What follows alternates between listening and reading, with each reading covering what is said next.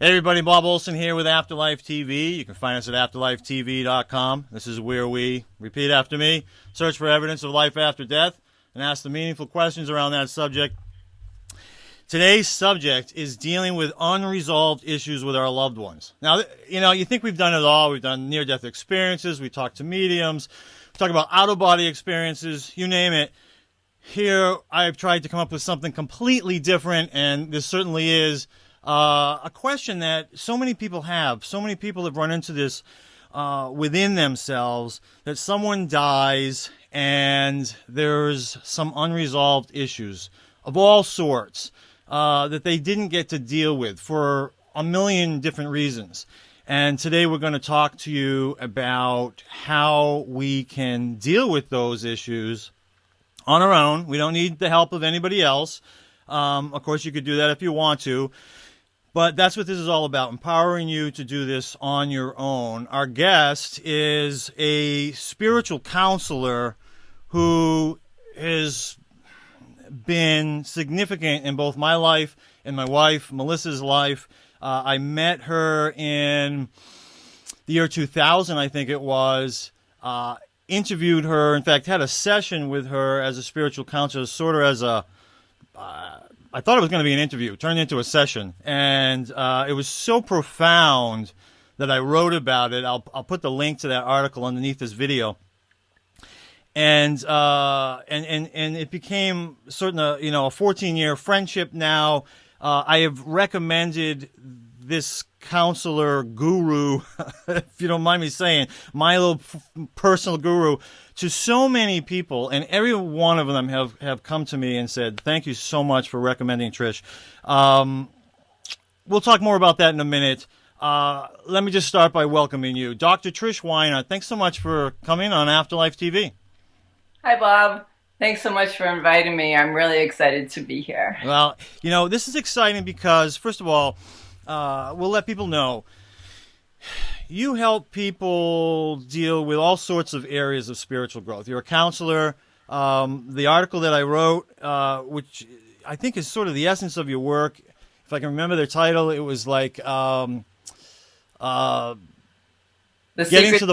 secret to eliminating the root of your problems, physical, social, or financial. Thank you very much. You're welcome. That's right. And that's really, that gets to the essence of your work, is helping people get to the root of their problems. And anytime myself or Melissa have ever run into issues, you're our go-to counselor. We go to you. We can do it by phone. We can do it in person because you're only about an hour away from us, and we're always able to do that. Find the root cause of it and get right to it. That is amazing in itself. But because of the work that I do, you and I have had many discussions about grief and how many people come to you because one of the things that they're dealing with is grief. And, of course, grief is a catalyst towards spiritual growth. So it all fits in perfectly. And Melissa, I have to give, credit to her. This was her idea. She said, Bob, I think it would be great for you to talk with Trish about dealing with unresolved issues with our loved ones in spirit. It's something that probably most people haven't thought of. Most people don't know how to do. This is something that you've dealt with a lot of your clients, is it not? Absolutely. I believe that it accelerates the grieving process, actually. Yeah. What kind of issues are we talking about here? What are some of the various issues that people have after their loved ones have passed that they haven't yet dealt with? Well, sometimes there was an argument and then the loved one dies suddenly. Yeah. And so that's a really tough one. Yeah. Because there's a lot of regret that goes with that, and they can't get past the last words they had with that loved one. Right. And I believe that spirit moves on, and so it's just the body that dies. So just like if we have an argument with a loved one, we pick up our cell phone and we talk to them about it. I believe meditation is that avenue for communication with our loved ones that are in spirit, so that we can still resolve those issues with them. Which is a great gift. I never thought of it until doing some work with you. And of course, I've done this. My father has been in spirit since '97. Sort of what launched me into this whole area of investigation, and because of that, I've been able to deal with a lot of things with him and other loved ones, and they run the gamut of all sorts of things. Some people I know have felt bad because they weren't able to be there when their loved ones passed. Like you said, I think one of the worst ones is the argument, having the argument and then they die soon after. I know a lot of people, when you're dealing with suicide, so many people feel somehow responsible that they maybe could have done more, that might have prevented it. These other, and the list goes on and on and on. How can some of these unresolved issues manifest in our lives? Like, what kind of negative, things can happen to us emotionally and psychologically that might turn up as a result of some of these things? For what will turn up because we didn't resolve? Yeah, like, Okay. because, one of the things that I've learned in working with you is that a lot of times we're dealing with, what we think is one thing, and we find out it's something else. Exactly. So I'm wondering how these unresolved issues with deceased loved ones might show up, and we might not even realize that that's actually what it is. Right. Well, what happens is that we believe we weren't good enough. We didn't do a good enough job in that relationship, and then that not good enough starts to show up in other areas of our lives. Because if we haven't resolved it inside of ourselves, then we move forward trying to make up for it. And if we're trying to make up for something, it believes that we're unworthy. And we're trying to prove that we're worthy through trying to make up for it. Yeah. So we need to resolve that inside of ourselves and to retrieve that value and power that we lost through resolving that issue. Wow. And I can see the depth of it. So there's great depth to this, and a lot of reason for people. What can be done? How is it we go about resolving these kinds of issues that we have with our loved ones in spirit? Right. Because when we don't feel good about ourselves, we don't make the best choices. Yeah. Okay. And so the way that we would resolve it inside of ourselves would be meditatively. Mm-hmm. So to go into meditation, to invite that loved one into our meditation, and to talk about what was unresolved, and to tell them whatever it is. If it's a situation that an argument or something like that, or some unfinished business that we never really dealt with, we can talk to them about what happened, how it happened, the feelings around it, to get it off of our chest. And then from there, we can sort through what those feelings are and the story that we told ourselves about that issue. And believe it or not, we can also hear the loved one's side in meditation. But I can attest to that, yes. Yeah. But in order to hear their side, we need to release the emotions, because the emotions are like static. Mm-hmm. So if you think about, now I'm going to age myself, when I was little and there was UHF, I believe it was, channels 38 and 56 came about, and you had the dial and you're trying to dial in so that it's not snowy. And then when you were trying to dial it in, you realize, oh, there's some other stations too, but I can barely see. And so our emotions are like static. They prevent us from seeing the situation clearly. I see. And so once we resolve our emotions, then we realize that our loved one had a side too. Right. That we can only see our side when we're taking something personally. Interesting. So it gives us this opportunity to step back and think about maybe their side of it. Maybe why they did or said the things that they said, where at first we might be overcome with how that made us feel. Right. Cool. And it's interesting. I think it would be difficult to talk about this subject without talking about the fact that we can do this with our living loved ones as well. It's a very similar, and I've done that. I've done that too with you. So, and one of the benefits to it, I just want to mention, and you can expand on this, is this idea of sometimes this is a more appropriate way to do it. So, I know sometimes people, get a little hot and they'll fire off an email to somebody and then maybe regret that later. How could we do that more appropriately using this sort of meditation? It's the same idea, right? Exactly, absolutely. Well, the thing is that when we fire off an email, we're reacting to the situation, and what we're not realizing is that as adults, as a rule, when emotions are triggered, about 10 or 20% are from the current situation, and the other 80 or 90% is old stuff that has just bubbled up to the surface due to the current trigger. And so that poor other person gets 100% of what we're feeling, when really it only warranted about 10 or 20%. So through meditation, we can let it all hang out there. Yeah. 100%. And then we might realize, wow, I'm feeling way more than the situation should warrant, rather than feeling justified shooting off that email. Yeah, yeah.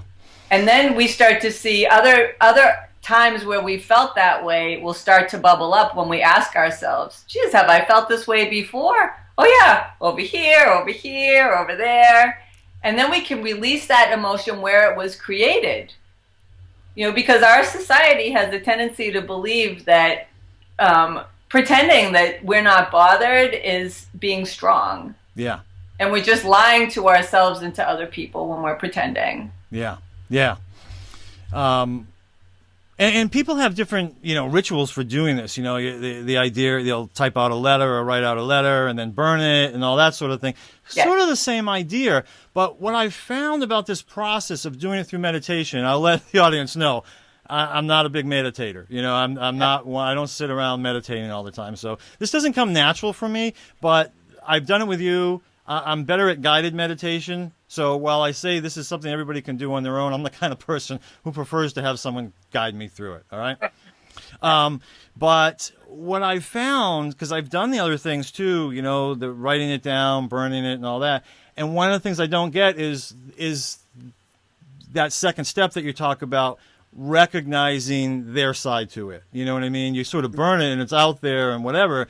I don't know. I can't really remember whether that made me feel better or not, but I'm sure it had its effect. Like setting an intention has its effect. But what I love is that second part to it. And so just tell us a little bit more. The second part being that now we take it beyond us and we're actually able to get answers. How about those people who don't meditate like me? How hard is it for them to sort of receive those answers in meditation, to really understand what the other person is feeling? Do you see that happen with pretty much everybody, or there's some people who can't do it? Well, I use the term meditation really loosely. Yeah. It's a way to quiet our mind so that we can see the current situation with clarity. Yeah. I picture it like our lives being like a stage, and meditation helps us to view it from the balcony rather than being either the main character in it. Or another way to look at it is to slow down and to review something that already happened frame by frame. Mm-hmm. Mm-hmm. Whereas in the minute, it feels like it happens just like this. And then we need to revisit, geez, what just happened there? And meditation is a great way to do that. And even meditative writing, I recommend that for a lot of my clients. What would meditative writing be? Meditative writing would be, like you said, writing that person a letter that you have no intention of sending, letting it all hang out there. So the same format that I take a client through meditatively, they can do through meditative writing. Yeah. So to define it a little bit more, because it's a great point that you brought up about meditation. This is just it's using your imagination. And I know you're going to take us through a meditation, which is something we've never done on Afterlife TV, so I'm kind of excited about it. We'll see how that goes. I think it's neat, and I think a lot of people are going to appreciate that. But just a little bit, the step-by-step. I know that with me, you've always had me visualize going to a place that I feel very safe and comfortable. For some reason, it's always been by a body of water, or something like that, where it's very peaceful, the sun's shining down on me. But the second step is you always bring in my higher self. And I don't know why I always picture this guy with a gray hair and gray beard and all that. And maybe that I think of older people as having wisdom, so that's probably it. Right. And so my higher self is there. I'm there. You put us in like this safe circle. Tell us a little bit more about how that works. Okay, so I bring you to a place, well, you choose the place actually, where all the elements bring feelings of safety to you. Yep. So the beauty of the place, it's not what other people think is beautiful, what's beautiful to you. The sounds that bring feelings of safety to you, the smells, the feel of the place, the warmth of your favorite temperature. So you're completely at home with yourself in this place. Yeah. And your higher self is the part of you that sees your life with clarity. We also have lesser selves. They're not less valuable, but they have lesser tools, and they look at life through wounded eyes. Most people view their lives through the eyes of their wounded selves and tell themselves a story about what's going on based on that wound. And so when we invite our higher self to come in, we ask our higher self, what do you see, basically, in essence? Yeah. Which is the truth versus the wounded story. Yeah. And so our higher self, I believe, loves us unconditionally. It's a part of us. It can help us to see our life with clarity, but it honors our free will. So if we choose to look at life through our wounded eyes, our higher self will not interfere, because that would be interfering with our ability to make a choice. Yeah. But the minute we ask, they're always there, and we start to realize, geez, there might be another story. So, when you think of the higher self, does it matter? I some people might think of that as their whole self, their soul, their spirit guides. Like, I don't know. Is there a right or wrong way to think of this higher self? Well, I guess I don't really get caught up in the titles of them, because we all have our own unique relationship with spirit. I know before I even knew the term higher self, I knew that I had this wise inner voice that might say something to me that it didn't make any sense, but later it would make perfect sense. Yeah. Our intuition, you could say. So our higher self, I believe, is our, that intuitive voice. It always has everyone's best interest at heart. So that's kind of how I can discern if it's a lesser self or my higher self. Is it God? I don't know. I don't really care. I just know that I have this wise inner voice that speaks to me, and it always has everyone's best interest at heart. If the voice is saying that, to do something, well, it might hurt this other person, but it's going to benefit me, that's not my higher self. Yeah. That's one of my lesser selves trying to justify a choice that it wants me to make. Yeah. So that's how I discern. Okay. All right. And I mean, when I'm visualizing my higher self there, I mean, am I actually bringing somebody in that might not normally be there? Or do you think of it as someone who's always there, but it's me sort of becoming conscious of that higher self? Right. I believe that our higher self is always, always there. But we're not connected to it. It's kind of like the internet these days. It's always there, always connected, but we might not be sitting at our computer. But we're always pretty close to a connection, right? Yeah. And so similarly with our higher self, it's always there, but we might forget to call on it. That we don't realize that it's available. We can't logically figure out how it can help us with the situation, so we don't ask. But I find that when I ask, that's when the miracles happen. That's when things start to fall into a place where, in a way that I could not have wrapped my mind around. Had I not called on my higher self, it wouldn't have happened, because I wouldn't have been open to it, not because it wasn't possible. Yeah, right. I know forgiveness, is certainly a big unresolved issue for people. Some people feel like it's too late to forgive the person, we'll say, after they have passed. I'm assuming that's not true. Right, because I believe that forgiveness is a gift to the one who forgives. There's a difference between forgiveness and reconciliation. And tell us about that. What is that? And so with forgiveness, it's about forgiving someone for the reasons why they did what they did. Some things people do are just unforgivable, but the person is not. The person is always forgivable. We can forgive them for their ignorance. We can forgive them for their arrogance. We can forgive them for their pain that came spilling over onto us. Because hurt people hurt people. No one who feels all great about themselves goes around hurting people. Right. And so we want to forgive them for their hurt that they didn't know what to do with.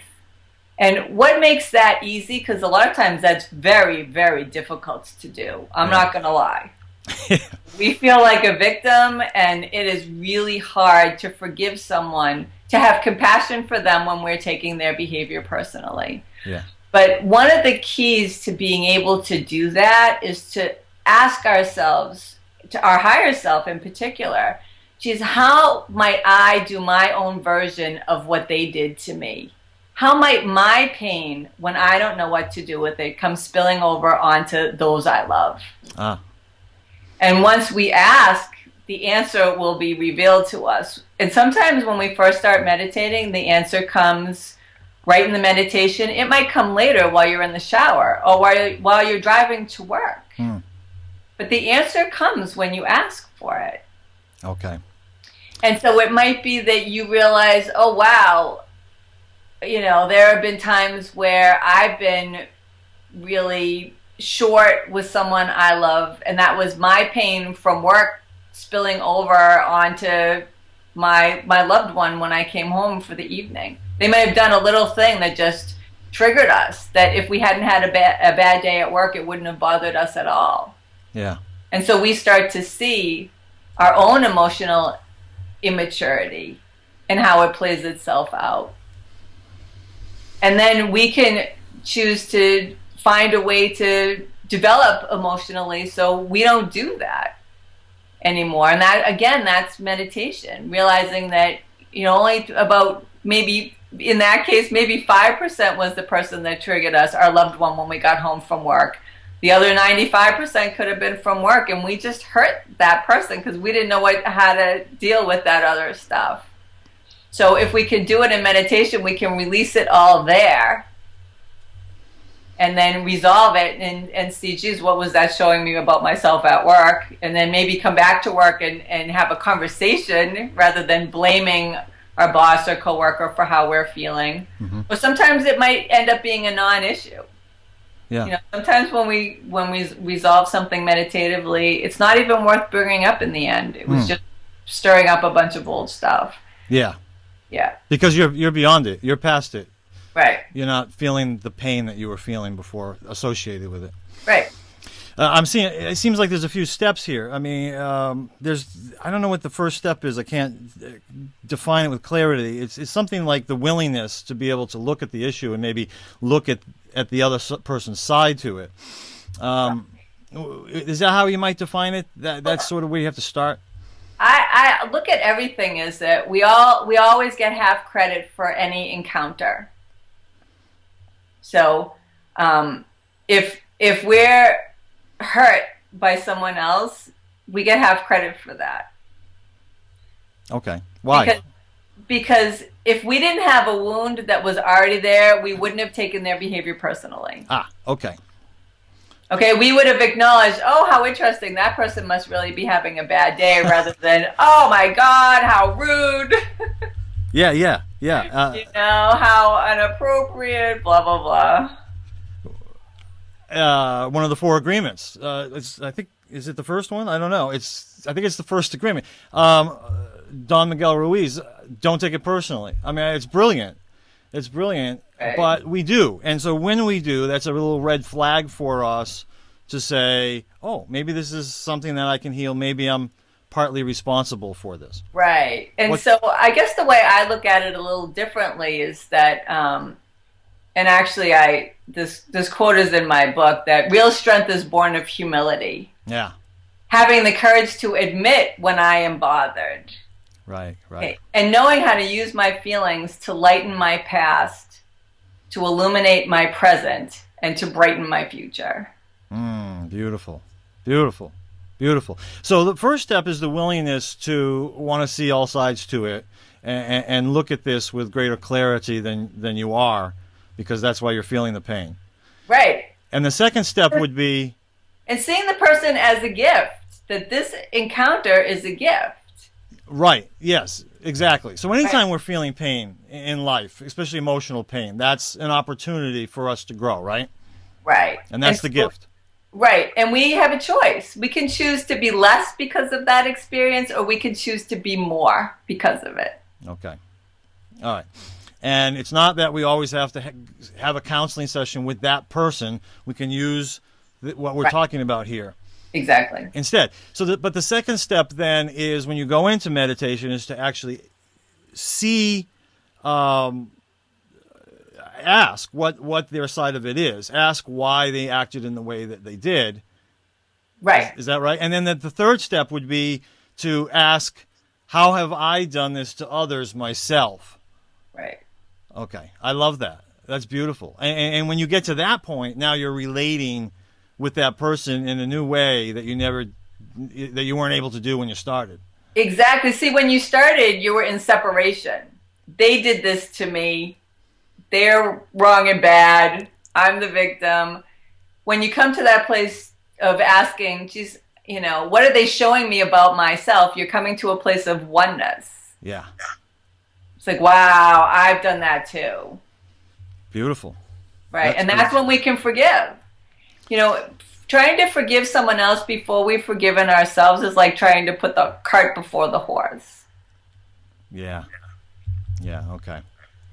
Is there an issue like forgiveness that stands out above the rest? It tends to be very difficult for people to deal with when we're talking about their loved ones in spirit after someone has passed? Or is forgiveness the number one? Well, I guess forgiveness, again, because like I said, it begins with us. Yeah. That we have to start with forgiving ourselves in order to have that resolution, and even connecting with spirit, the spirit of our loved ones. When we haven't forgiven ourselves, we have this unfinished business between us. Mm-hmm. So it is hard for us to connect with them. Yeah. And so that would include, if we weren't able to get there before they passed, or we realized we weren't part of their caregiving in their last months or years. Right. Or even in hindsight, we go, I guess I could have been a better father, mother, brother, sister, friend to that person. This all sort of comes down to forgiving ourselves. Right. Because in essence, we're saying we're not worthy of the love from that loved one when we say we didn't do a good enough job. Okay. I guess the other thing to realize is that we don't have to be there for everybody. But we can always desire for them to have all their needs met. So to me, that is always being there for someone without having to, because it's not always possible to physically be there. Yeah. For someone. And then we feel like we should have been after they pass. Yeah. But if we can have our desires for them to have what it is that they need, even if it doesn't come from us, that we feel like we've been supportive the whole time. Yeah. Oh, that's beautiful. Yeah. And we forget that. And that's when the higher selves come in as well. Yeah. You touched upon this already, but I want to close in on it and just make sure that everybody understands. What would be the conflict resolution skills that we use in dealing with the living versus the deceased? Are they different or are they the same? What's the difference between the two of them? Well, they are the same. And I guess the difference in the conflict resolution is that the feelings are a little different when, say, there's a breakup, or we have a falling out with the friendship, because that person is still walking around on the planet. Yeah. So it brings up other feelings for us, maybe feelings of rejection that we didn't experience with a loved one that passes. But the other thing is that any loss that we experience will bring up any other unresolved loss. So back to that 10 or 20% from the current situation, the other 80 or 90 is old stuff that's coming up for closure, if we choose, with the current trigger. So another opportunity arises for all these other losses we've had in our lives that we hadn't dealt with yet. Right. Exactly. Okay. Wow. Okay. So again, theme here, one of the many themes that are going through this conversation is that all the conflicts or all the emotions that we're feeling in our relationships, whether that be with the living or the deceased, are opportunities for us to look at them with greater clarity and maybe derive some lesson from that, or closure even. Right.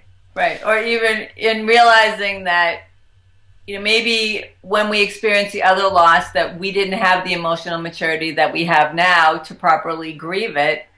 Or there could have been a gift there that we missed. Yeah. Because I believe that when someone moves on, they always leave us with a gift.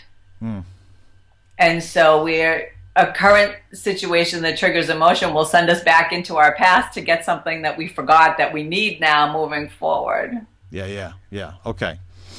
I'm going to ask a kind of a weird question. I don't know that you have an answer to this one. It's just popped into my head. You know how when, I'm just going to, hypothetically, there's a person who's really mean and nasty through their whole life, right? Right. And then they die, and all these people who thought of them as mean and nasty and really, did not want to be around them, all of a sudden, oh, they're such a great person. Oh, I miss them so much. They're lovely, lovely, lovely, lovely. Right. I don't know what that phenomenon is that causes us to do that, because we all do it. But it seems like that would make what we're talking about, this conflict resolution with anybody, more difficult than with someone who's still living, because of this concept that all of a sudden we've put them on this pedestal that maybe they don't even deserve. I don't know. Right. Have you run into that with your clients, where all of a sudden you recognize there's sort of this idea that they're, they can deal with people who are still living in one way, but then when it comes to someone who's passed, it's just so much more difficult? Right. Well, I think maybe some of it has to do with feeling shame over being so harsh, so critical of the other person when they were living. So they would have to deal with their own feelings, condemnation, you could say, towards the other person. There could be that. Oftentimes there's denial at first. So if they're kind of in denial of their feelings, that they'll just be looking at kind of being a little fictitious with making up how great the person was. And I'm not sure what else that could be. Yeah. I'll have to think about that for a minute. Oh, certainly, I mean, there's a little, little bit of PC stuff going on there, because nobody wants to speak ill of Right. those who are deceased, right? So, everybody's being extra kind. But I love that idea that if we were judging someone in any way and now they've passed, it really it's really a slap in the face. That all of a sudden we're looking at it in a new way. Maybe part of it too is, this person doesn't have the opportunity to stick up for themselves anymore, at least, not in the normal way. Right. Of course they do, but the epitome of talking about someone behind their back, right? Yes, that's right. When in reality, now they see it more than ever. So anyways, all right. That was just an odd thought that came to me. You know, I also know that, and this is sort of similar to the last idea, is a lot of people regret not appreciating somebody until they've passed. Right. So this is, a little different, but I can see the similarities in it, and maybe this is part of it. And I do think it's a common issue, too. So all of a sudden someone passed, we're just so busy in our lives, right? And then all of a sudden this person's gone. Maybe it was a sudden death, unexpected death, and we never really got this opportunity to show them how much we appreciate them. Is that something that you've run into before? Oh, totally. And the way I've seen it is that we don't realize how someone touches us until they're gone. Yeah. And so sometimes someone goes on vacation for a couple of weeks and it gives us an opportunity to appreciate them. But in our society, we seem to be so programmed that you have to stay in touch with people to prove that you're a good friend or a good spouse, that we don't give ourselves that space to really appreciate each other, or even to look at what we don't like about our relationship so that we can come back and make it better. Yeah. But, I don't know, I kind of blame Hallmark sometimes for that. Making us feel guilty for, stepping away and doing something else. And, but I believe that distance gives us an opportunity to express what we're grateful for about that other person. Yeah. Yeah. And so sometimes death is when we really experience that. And that, and we don't realize how much we cherished that person until they're gone. And so meditation is a great way to acknowledge that. And also, too, through the grieving process, to me, that's when we're coming out the other side of the grieving process, is when we're noticing what it is that we love about that person. Yeah. Because what we're grieving is what we miss about them, which is showing us what we love so much about them. Yeah. And that also, I believe that is part of the gift that they're giving us in their passing, is they're showing us where we need to love ourselves better, or we could use to love ourselves better, let's just say. Because we can take over where they left off. Interesting. So once again, you brought it around to us as well. So, and this is something that you do with all your clients. Then I imagine it is those three steps. The willingness to get clarity on this issue, seeing the other person's side to it, and then bringing it back to us and how we can learn and grow from that. I love that. Yeah. That's very cool. We talked about doing a meditation, and were you actually thinking of taking us through a meditation, or just sort of the step-by-steps of what you were going to do? Well, I was going to take you through an accelerated version of it, maybe. Yeah. Because I think showing is better than telling. Yeah. With meditation. Yeah, I agree. All right, could we do it with this idea of the appreciation? Absolutely. Topic that we were just doing? I'd love to do that, because I feel like it doesn't get enough press.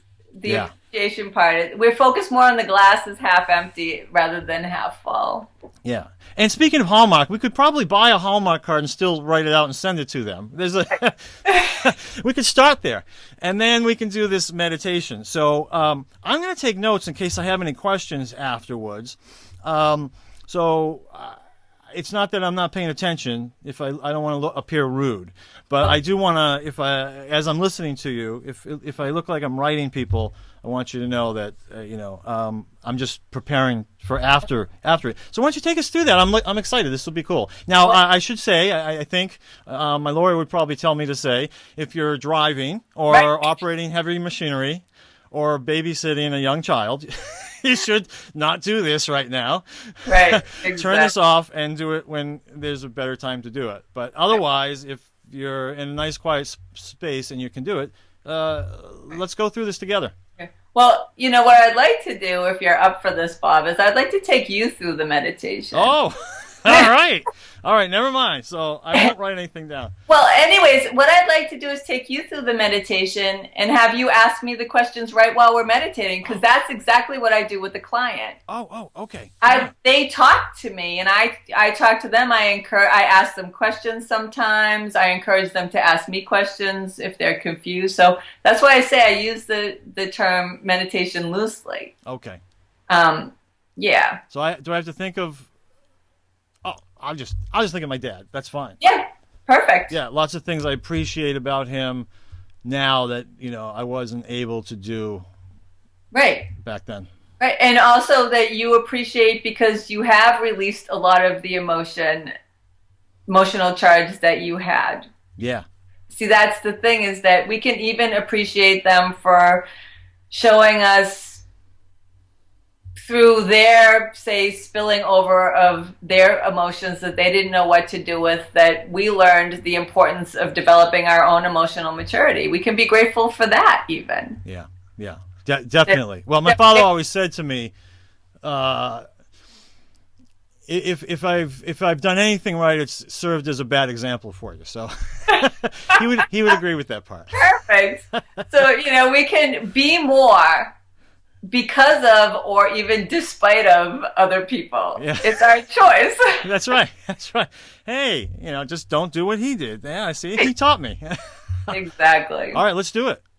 All right, so I'll just guide you through, and you can ask questions, or I'll ask you questions. So just to close your eyes. Okay. So just taking some nice deep centering breaths. And I'm going to let you do what you do to tell your body that you're preparing to meditate. Okay.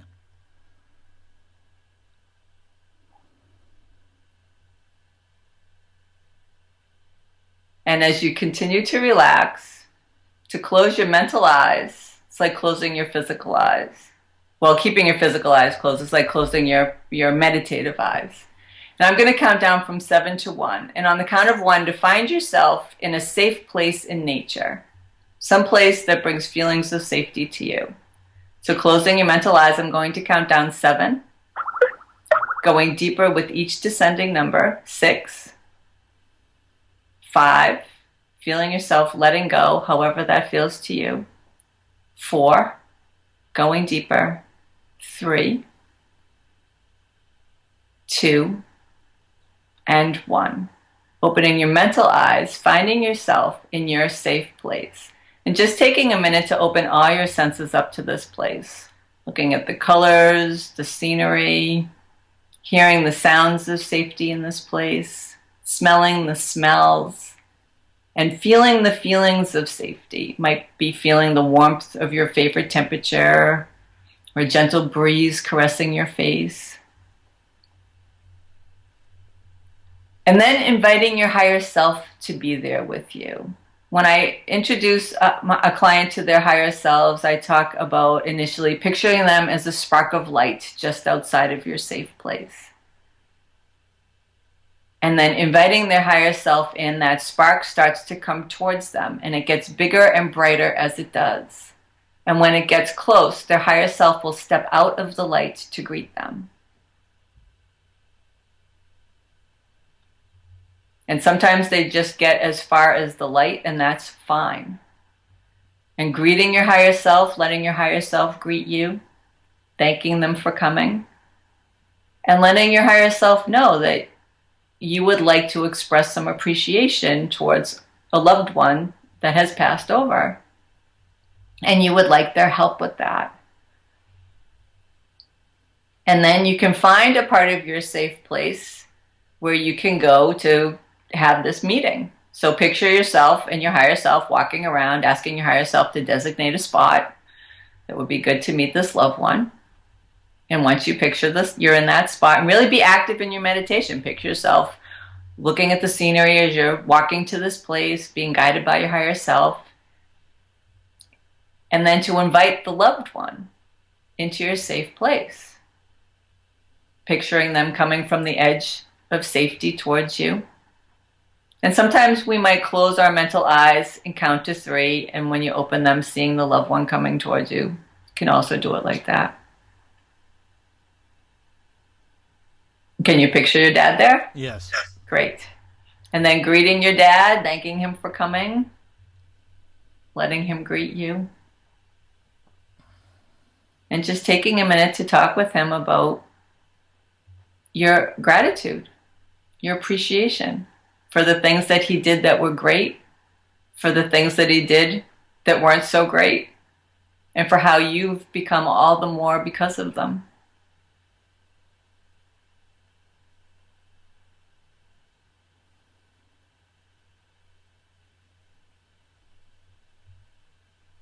You know, everyone who touches us becomes a part of who we are today.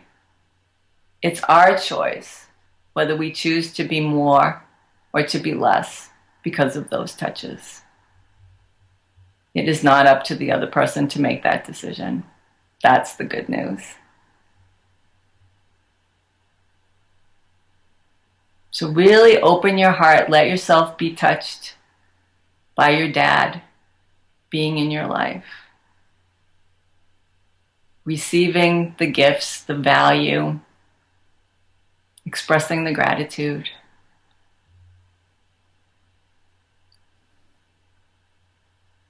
Just breathing it in. Can you tell us how it feels, Bob? Oh, I mean, it's amazing. You know, it's an amazing feeling. You know, because I can feel his presence and remember what that's like, and I can hear his voice, which is amazing. You know, that something about voices. There's an energetic vibration to a voice that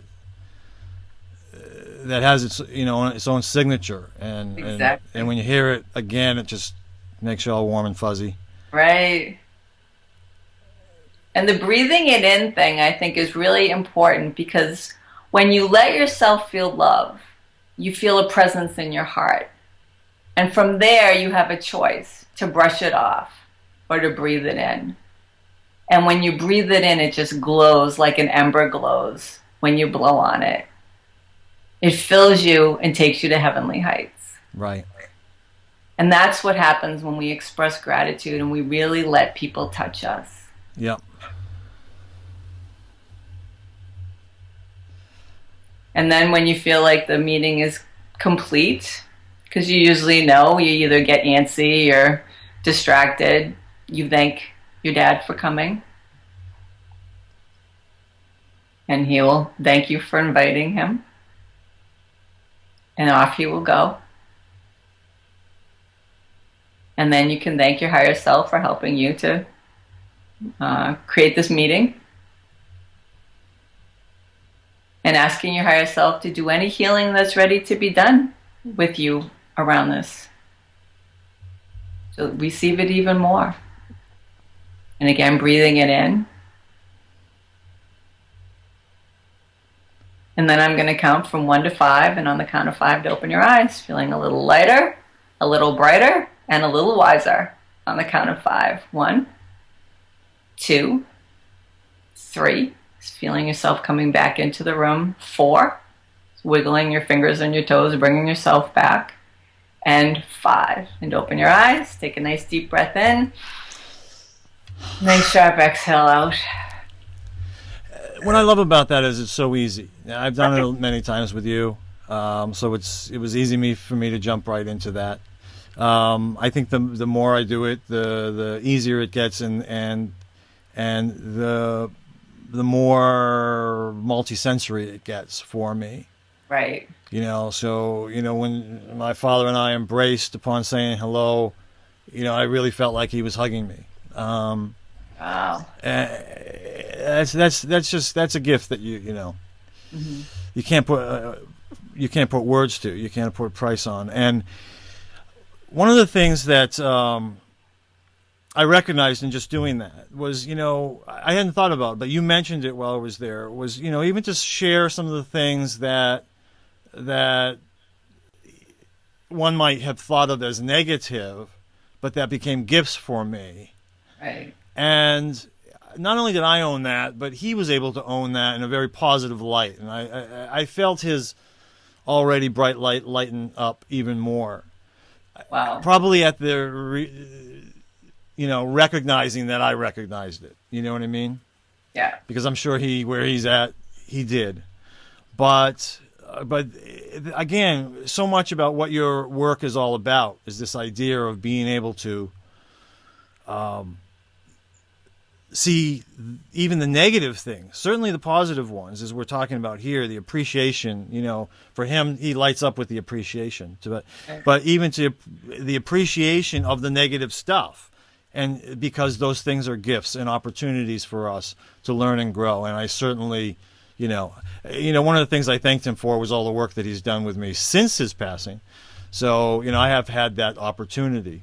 I've tested mediums for 14 years now, and he's shown up at every reading. What a commitment that is, Right. Can I just share one thing too about that? Yeah. What you said about sharing what you learned with him? Please.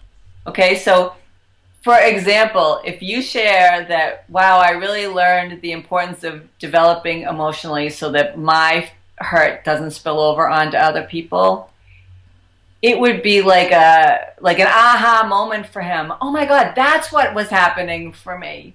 I hated how I would make other people feel. I would feel awful about it afterwards, but I couldn't understand what I was doing. Yeah.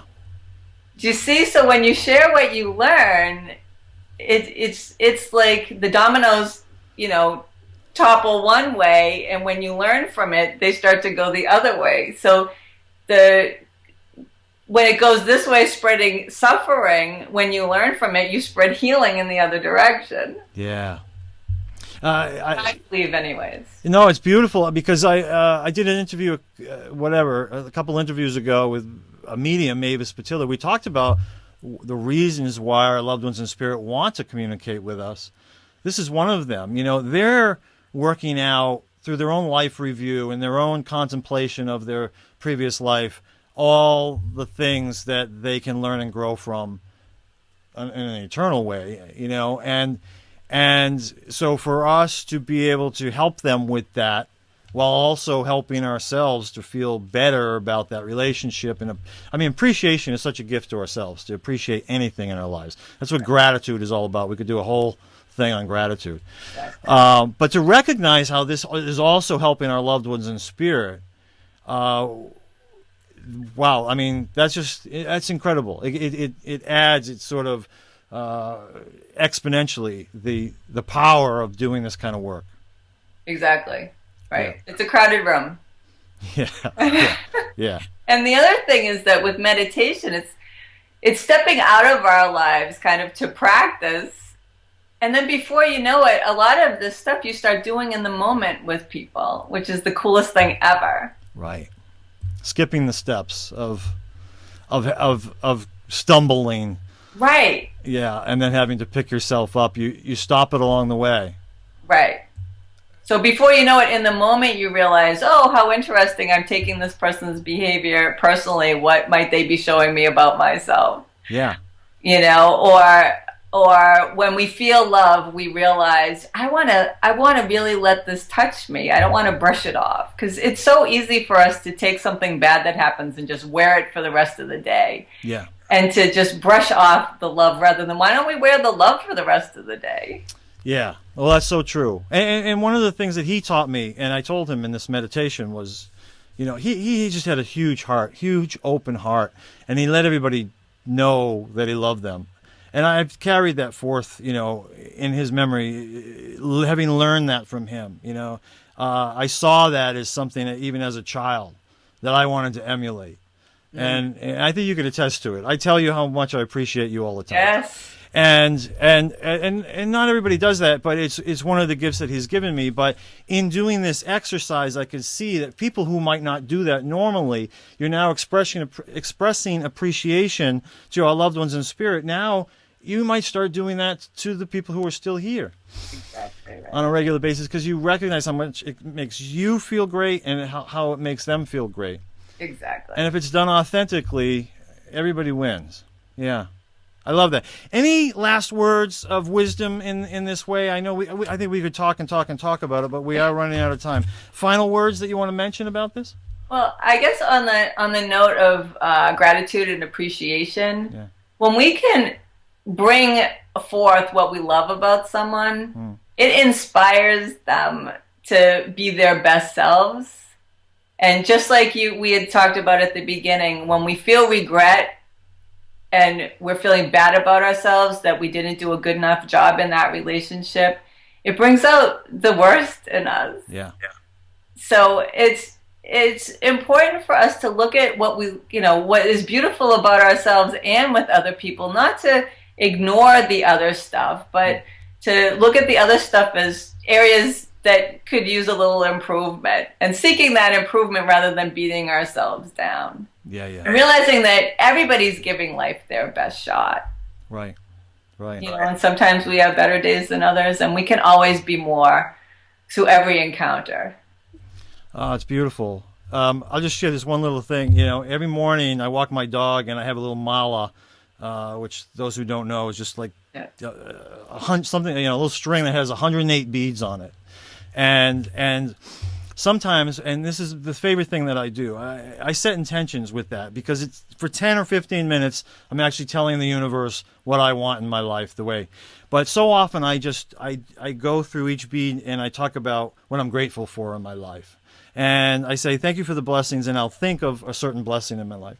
And I'm kind of going through that experience 108 times. It might be, I might have 5 things for one person and move on to the next person.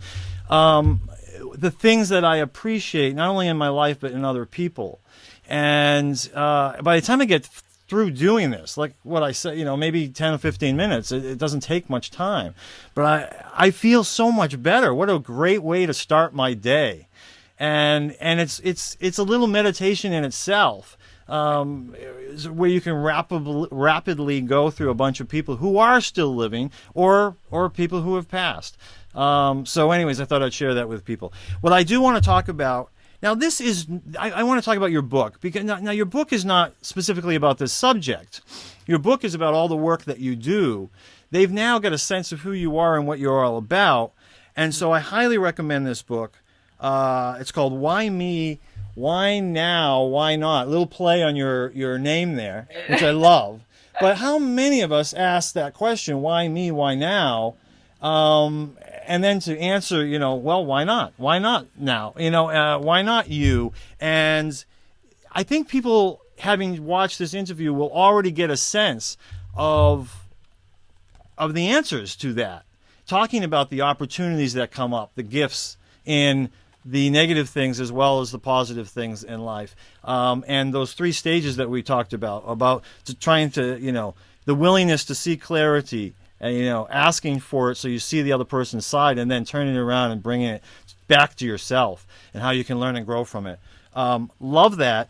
This book is filled with, how many chapters are there? Filled with 12 chapters. 12, she doesn't know. She doesn't even know.